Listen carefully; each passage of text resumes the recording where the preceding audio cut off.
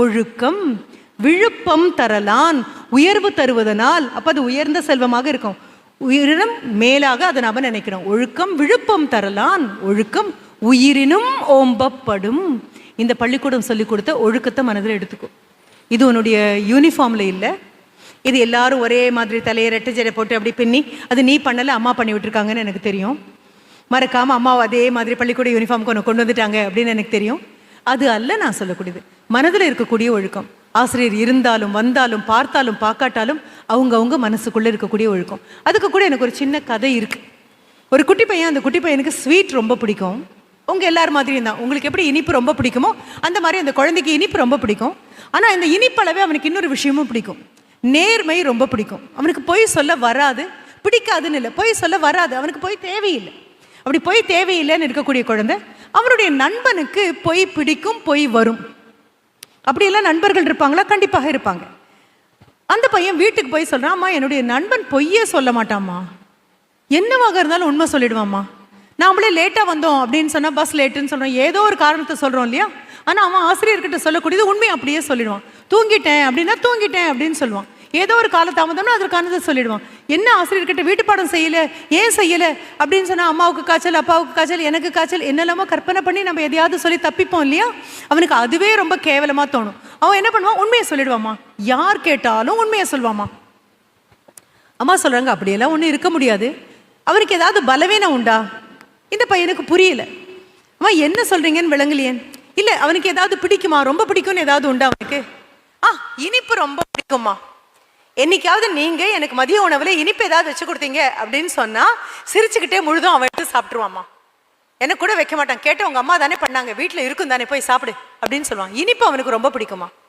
உடனே அம்மா சொல்கிறாங்க, சரி அவனை நாளைக்கு மாலை வீட்டுக்கு பொய் சொல்ல ஆட்கள்னு யாரும் கிடையாது. நான் எனக்கு பிடித்தமாக ஒரு பொய் இது அழகா ஒரு இனிப்பு பண்ணி வைக்கிறேன். ஆனால் ஒன்று, அது நம்ம வீட்டில் சாப்பிட்ற டேபிள் மேலே அது இருக்கும். ஈவினிங் எல்லாம் திரும்பி போகும்போது பயங்கர பசியில் தானே இருப்பீங்க. நேற்று வந்து குழந்தைங்கிட்ட கூட கேட்டேன், சாப்பிடாம இப்படியே உட்காந்துட்டு இருக்கே, எப்போ சாப்பிட்டது, மத்தியானம் சாப்பிட்டது அப்படின்னு. நாங்கள் குழந்தைங்க இந்த வயசில் குழந்தைங்களுக்கு வீட்டுக்கு திரும்பி போகும்போது ரொம்ப பயங்கரமாக பசிக்கும். அதுதான் இயல்பு, அதுதான் உடம்பு, அதுதான் இயற்கை, அதுதான் ஆரோக்கியமும் கூட. குட்டி பையனை கூட்டிகிட்டு வா, அந்த உன் ஃப்ரெண்டை கூட்டிகிட்டு வா, இனிப்பு பண்ணி வைக்கிறேன். ஆனால் நீ என்ன பண்ணணும், வாசல்லையே அவரை விட்டுட்டு, ஏய் நான் மறந்துட்டேன்டா, நான் ஏதோ வாங்கிட்டு வர சொன்னாங்க எங்கள் அம்மா அப்படின்னு ஓடிடு. அவன் வந்து நான் உள்ள வா, வந்து உட்காரு அப்படின்னு சொல்கிறேன். அவன் வந்து உட்காரட்டும், பார்க்கலாம் முன்னால் வச்சிருக்கிற இனிப்பு அவன் எடுத்து சாப்பிட்றானா இல்லையான்னு பார்க்கலாம் அப்படின்னு அம்மா சொல்கிறாங்க. சரி, நண்பனை கூட்டிகிட்டு வந்தாச்சு. வீட்டுக்குள்ளே அவன் வரும்போது இவன் சொல்கிறான், இல்லை இல்லை எங்கள் அம்மா என்னமோ வாங்கிட்டு வர சொன்னாங்கடா, நான் மறந்துட்டேன், நீ உள்ளே போ உள்ளே போ. அங்கிருந்து அந்த பையனோட அம்மாவும் சொல்கிறாங்க, வாப்பா வா, இந்த பக்கமே வரமாட்டேங்கிற, உனக்கு இனிப்பு ரொம்ப பிடிக்குமாமே, உனக்காக பண்ணி வச்சிருக்கேன் பார், உட்கார் உட்கார் எடுத்துக்கோ அப்படின்னு உள்ளேருந்து குரல் தான் கேட்குது.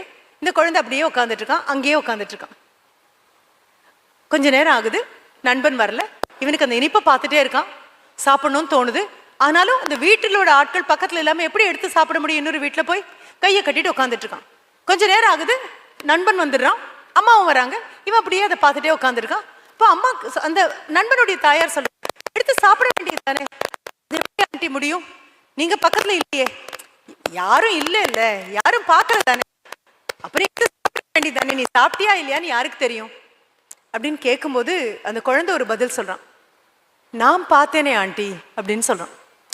யாரும் பார்க்கலன்னு நீங்கள் சொல்கிறீங்கல்ல, நான் பார்த்தேனே. இதைத்தான் ஒழுக்கம்னு வள்ளுவன் கொண்டு வந்து சொல்றான். ஒழுக்கம் விழுப்பம் தரலான், ஒழுக்கம் உயிரினும் ஓம்பப்படும். உயிரை விட பெரிய விஷயம் என்ன அப்படின்னா, உனக்கு உம்மனதுக்குள்ள இருக்கக்கூடிய ஒரு ஒழுக்கம். நீ இன்னைக்கு போய் அடுத்தது ஒன்று தேடப்பற, மார்ஷ்மெலோ டெஸ்ட், MARSH.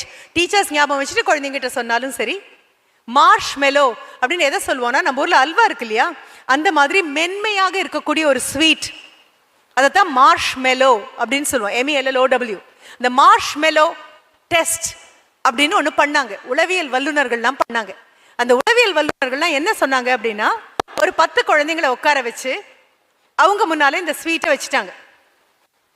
வச்சுட்டு யாரும் சாப்பிடாதீங்க அப்படின்னு சொல்லிட்டு போயிட்டாங்க. 5 நிமிஷம் உட்காந்துருந்தாங்க அந்த 10 குழந்தைங்க, 10 நிமிஷம் உட்காந்துருந்தாங்க, 15 நிமிஷம் உட்காந்துருந்தாங்க, யாரும் வரல. இவங்களுக்கா கை துருங்குது, எடுத்து சாப்பிடணும்னு தோணுது, எடுத்து சாப்பிடணும்னு தோணுது, பேசாமல் உட்காந்துட்டே இருக்காங்க.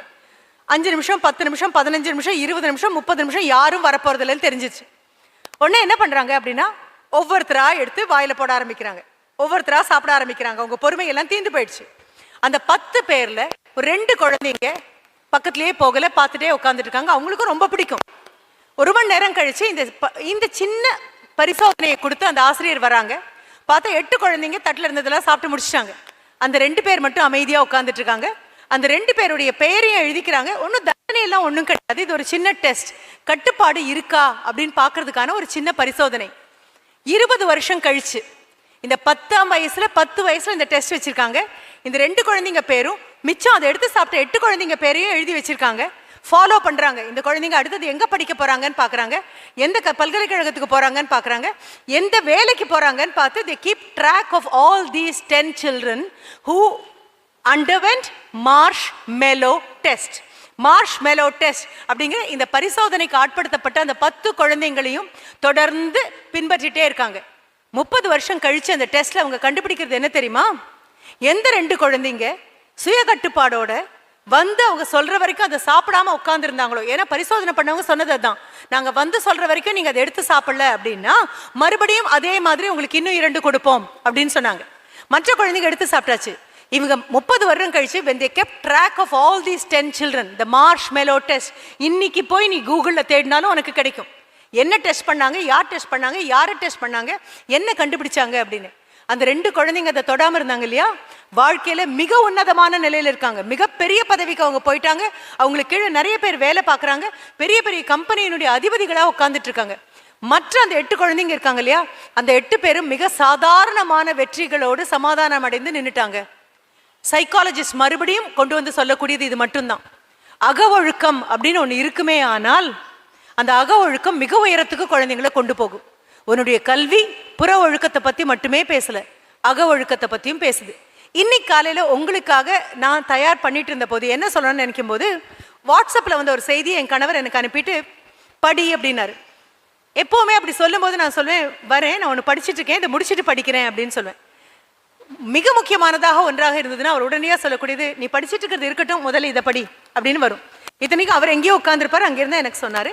பார்த்தா இட் இஸ் பார்க்கின்சன்ஸ் தியரி அப்படின்னு ஒரு தியரி எனக்கு அனுப்பியிருந்தார்.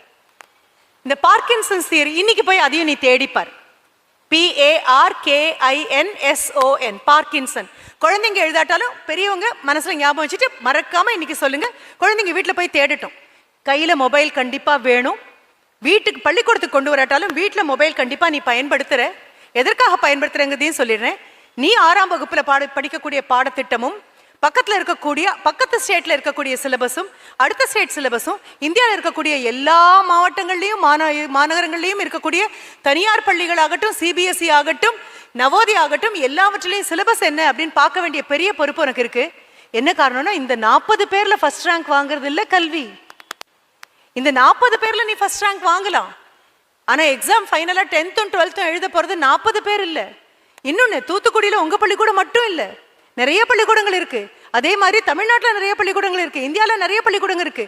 இதே 10 வயசு குழந்தை இதே 6ஆம் வகுப்புல படிக்கிற பாடம் வேறையாக இருக்கலாம். சிட்னில வேறையாக இருக்கலாம், நியூயார்க்ல வேறையாக இருக்கலாம், நம்ம பிறந்தது தூத்துக்குடியாக இருக்கலாம், படிக்கிறது சுப்பையா வித்யாலயமாக இருக்கலாம். ஆனா 2019 உன் கையில கொண்டு வந்து ஒரு ஆண்ட்ராய்டு போனை கொடுத்ததுக்கு அப்புறம், நெட் கனெக்டிவிட்டி அப்படின்னு ஒன்று கையில் வந்ததுக்கு அப்புறம் நீ தேட வேண்டியது அப்படின்னு பார்த்த அப்படின்னா, எந்தெந்த நாட்டில் என்னென்ன படிக்கிறாங்க, என்னுடைய கல்வியை விட அவங்க எவ்வளோ முன்னால் போயிருக்காங்க, இல்லை என் கல்வி அவங்களோட எவ்வளவு நிறையா இருக்கு, எவ்வளோ இடத்துல சமமாக இருக்கும் அப்படின்னு பார்க்க போறேன். அப்போ இந்த பார்க்கின்சன்ஸ் தியரி அப்படிங்கிறது இன்னைக்கு பார்க்க போறேன். போய் தேடிப்பார் என்ன அது. அதில் ரொம்ப அழகா சொல்றது என்ன தெரியுமா?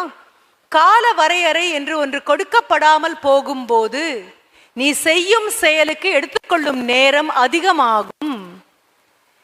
நேற்றுக்கு பார்த்து ஒரு குழந்தைகிட்ட 11th ஸ்டாண்டர்ட் படிக்கிறியா, படி படி அப்படின்ன போது அந்த குழந்தை சொன்ன பதில் என்ன தெரியுமா?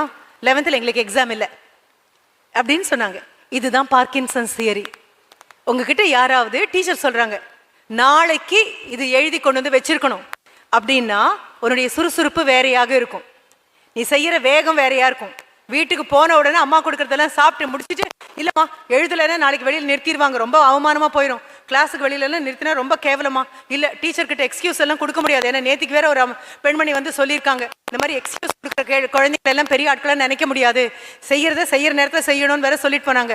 நான் உட்காந்து எழுதுவேன், நாளைக்கு 8:30 மணிக்கு பள்ளிக்கூடம்னா 8:15 என் டேபிளில் இந்த நோட்டு சப்மிட் பண்ணியிருக்கணும் அப்படின்னு டீச்சர் சொல்லி, லீடர்கிட்டையும் சொல்லி 8:20 டீச்சர்ஸ் ரூமுக்கு இது வந்துடணும், அதுக்கப்புறம் யார் சப்மிட் பண்ணாலும் அது டேபிள்லேயே தான் இருக்கும் அப்படின்னு சொல்லியிருந்தாங்கன்னு வையேன். உன் சுறுசுறுப்பு எப்படி இருக்கும் தெரியுமா, உன் வேகம் எப்படி இருக்கும் தெரியுமா? போன உடனே உட்காந்துருவேன், உட்காந்து எழுதி முடிச்சு ராத்திரி படுக்க போகும்போது அப்பாடா நாளைக்கு காலையில் நிம்மதியாக எழுந்திருக்கலாம். இல்லைன்னா ராத்திரி தூக்கம் வராது, ஒரு தடவைக்கு 10 தடவை புரண்டு படுக்கணும், தூக்கமும் வராமல் எழுந்திரிக்கவும் மனசு இல்லாமல் எழுதவும் மாட்டாமல் உட்காந்துருக்கிறது வேற. அந்த பார்க்கின்சன்ஸ் தியரி அவ்வளோ அழகாக சொல்லுது, திருப்பி சொல்லக்கூடியதுதான். அந்த ஒழுக்கம் உள்ளுக்குள்ள இருந்ததுன்னா இன்னி தேதிக்குள்ள இதை கொடுத்துடணும். எங்கிட்ட யாராவது மேடம் இந்த மாதிரி நீங்க பேச வரணும் அப்படின்னு சொல்லும்போது நான் என்ன தேதி அப்படின்னு கேட்பேன். அந்த தேதியை கொடுத்துட்டாங்களா அப்படின்னு பார்ப்பேன். அவங்க தேதியை கொடுத்துட்டாங்கன்னா என்னுடைய தயார் நிலை வேற மாதிரி இருக்கும். உங்க பள்ளிக்கூடத்துக்கு நான் தேதி கொடுத்தாச்சு அப்படின்னு சொன்னா 7ஆம் தேதி காலையும் மாலையும் 8ஆம் தேதி இது முடிவு பண்ணிட்டேன் அப்படின்னு சொன்னா அந்த 7ஆம் தேதியும் 8ஆம் தேதியும் என்ன பண்ண போறேன், என்ன படிக்க போறேன் அப்படின்னு தயார் பண்ணிடுவேன். மேடம் உங்களுக்கு எப்போ வரணுமோ வாங்க மேடம் அப்படின்னு சொன்னாங்கன்னா நான் தயார் பண்ணுறது லேட் ஆகும். 11th ஸ்டாண்டர்டில் எக்ஸாமே கிடையாது. அப்போ எங்கேயே நீ சோம்பேறி ஆகிடுவேன் தெரியுமா? 6th ஸ்டாண்டர்ட்லேயே சோம்பேறி ஆகிடுவேன். இல்லை, கண்டிப்பாக எக்ஸாம் உண்டு. நேற்று குழந்தைங்கிட்ட சொன்னேன், ஓடிட்டே இருக்கிறவங்கள தான் ஒலிம்பிக்ஸுக்கு அனுப்ப முடியுமே தவிர ஓடிட்டு ஓய்வெடுத்து உட்கார்றவங்கள ஒலிம்பிக்ஸுக்கு அனுப்ப முடியாது. 10th ஓடினியா 11th எக்ஸாம் இருக்கோ இல்லையோ ஓடி பழகிட்ட அப்படின்னா 12th ஓடுறது கஷ்டமாக தெரியாது.